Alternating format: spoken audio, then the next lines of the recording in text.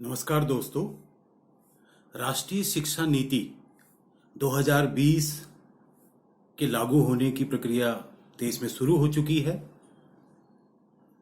राष्ट्रीय स्तर पर और राज्य स्तर पर एनसीएफ यानी कि राष्ट्रीय पाठ्यचर्या का कार्य भी आरंभ हो चुका है।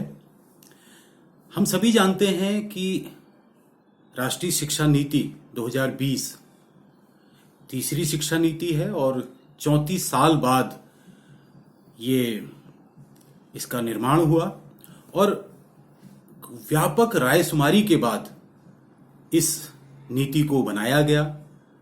बार बार लोगों से फीडबैक लिए गए।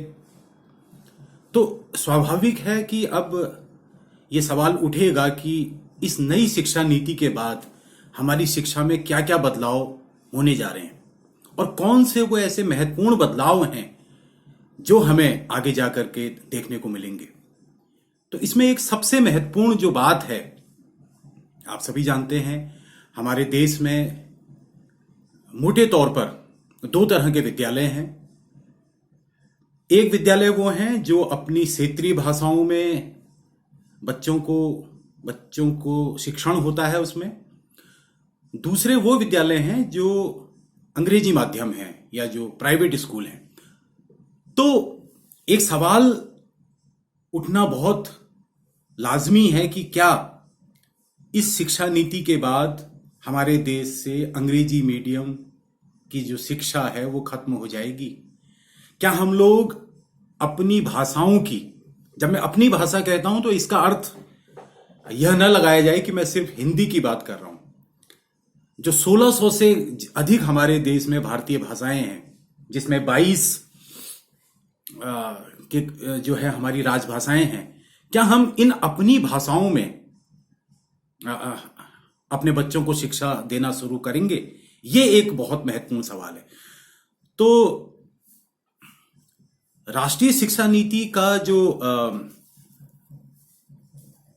4.11 ये जो एक इसका अनुच्छेद है वो ये कहता है कि कम से कम ग्रेड 5 तक की जो शिक्षा है उसका माध्यम घर की भाषा होनी चाहिए, मातृभाषा होनी चाहिए, स्थानीय भाषा होनी चाहिए या क्षेत्रीय भाषा होगी। और यह जो अनुच्छेद है ये यहीं पर नहीं रुकता है, यह भी कहता है कि बेहतर होगा अगर इसको कक्षा 8 तक या उससे भी आगे ले जाया जा सके। फिर क्या ये जो प्रस्ताव है, ये प्रस्ताव सिर्फ सार्वजनिक स्कूलों में या सरकारी स्कूलों के लिए लागू होगा? तो इसमें साफ साफ लिखा हुआ है कि यह सार्वजनिक और निजी दोनों स्कूल इसका जो है अनुपालन करेंगे। अब इसको स्पष्ट करते हुए वो आगे इसमें कहते हैं कि घर की भाषा और माध्यम भाषा अगर अलग हो तो द्विभाषी अप्रोच अपनाई जानी चाहिए। इसका अर्थ ये हो गया कि अगर कुछ बच्चे ऐसे आते हैं विद्यालय में, जैसे हम अगर अपने उत्तराखंड का ही परिप्रेक्ष्य ले लें कि उस जगह की जो परिवेशीय भाषा है वो हिंदी है, लेकिन उसमें कुछ बच्चे कुमाऊनी भाषा के आते हैं या गढ़वाली भाषा के आते हैं या जौनसारी भाषा के आते हैं, तो ऐसे बच्चों के लिए द्विभाषी अप्रोच यानी बाइलिंगुअल अप्रोच अपनाई जाए। ये जो हमारी राष्ट्रीय शिक्षा नीति है ये इस बात को कहती है। वो ये भी कहती है, जो एक हमारे वहां धारणा बनी हुई है, हम यह समझते हैं कि साहब अगर हम अंग्रेजी मीडियम से पढ़ेंगे तो तभी हमारी अंग्रेजी बहुत अच्छी होगी। वो ये कहते हैं कि किसी भाषा को अच्छी तरह से सीखने सिखाने के लिए उसे शिक्षा का माध्यम होना आवश्यक नहीं है। यह नीति में साफ साफ कहा गया। यानी कि एक बात हम लोग स्पष्ट हो लें कि जब हम ये कहते हैं कि मातृभाषा में शिक्षण होगा या परिवेश की भाषा में शिक्षण होगा, तो इसका अर्थ ये नहीं है कि हम अंग्रेजी भाषा के महत्व का इनकार कर रहे हैं या उसे हम कहने जा रहे हैं कि वो खत्म हो जाएगी। ऐसा बिल्कुल नहीं है। उसके अंतर्राष्ट्रीय महत्व को देखते हुए उसको एक भाषा के रूप में अवश्य पढ़ाया जाए। बिल्कुल फाउंडेशन स्तर जो नया जो हमारा शिक्षा नीति में नया जो बात की गई है वहां से उसको पढ़ाया जाए उसके महत्व को देखते हुए। लेकिन किसी विषय को अच्छे से सीखना और उसको माध्यम भाषा बनाना दो अलग अलग बातें हैं।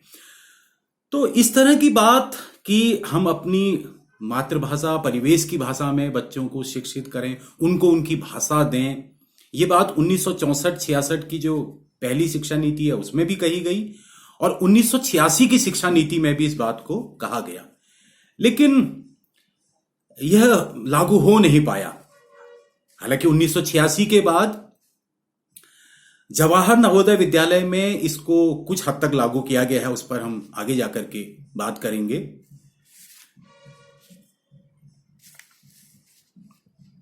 हम क्यों इस बात को कर रहे हैं कि क्या 70 साल बाद अब हमारे जो स्कूल हैं वो बच्चों को उनकी अपनी भाषा में शिक्षा का मौका देंगे? तो अपनी भाषा में हमें एक आत्मविश्वास आता है, हमारा जो एक हीनता बोध होता है वो गायब होता है, हमारे अंदर सृजन उत्पन्न होता है, हमारे अंदर मौलिकता जन्म लेती है। और जब हम एक ऐसी भाषा जो हमारी परिवेश की भाषा नहीं है उससे जब हम शिक्षण करते हैं तो उससे हमें आनंद नहीं आता है और हम एक तरह से स्कूली शिक्षा बोझ बन जाती है और हम रट कर पढ़ते हैं।